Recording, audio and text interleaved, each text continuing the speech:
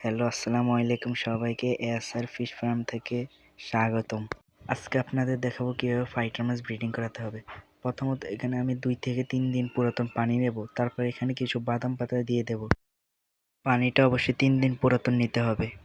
তারপরে এখানে আমার ফাইটার মেলটাকে অ্যাক্লিমেট করার জন্য দিয়ে দেব। তারপরে এমন একটা ক্লিয়ার গ্লাস নিব।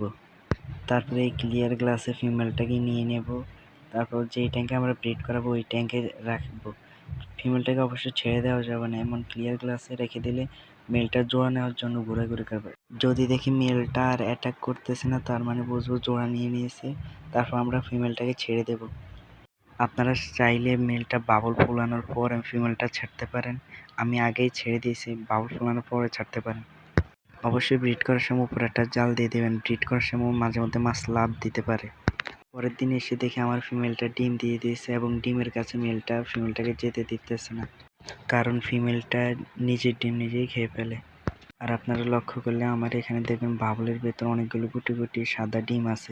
ডিম দেওয়ার সাথে সাথে ফিমেলটাকে তুলে ফেলবেন, না হলে মেলটা মেরে ফেলবে। মেলটাকে রেখে দেবেন, মেলটা ডিমের যত্ন নেবে। ফাইটার মাছের ডিমগুলো ফুটতে প্রায় 3 দিন 4 দিন এমন লাগে। আমার 3 দিন লেগেছে। অবশ্যই বাচ্চা দেওয়ার পরে মেলটা তুলবেন, এর আগে তুলবেন না। ভিডিওটি ভালো লাগলে আমার চ্যানেলটা অবশ্যই সাবস্ক্রাইব করে দেবেন। আমার ভয়েস কোয়ালিটি খারাপ আসছে, যার কারণে দুঃখিত।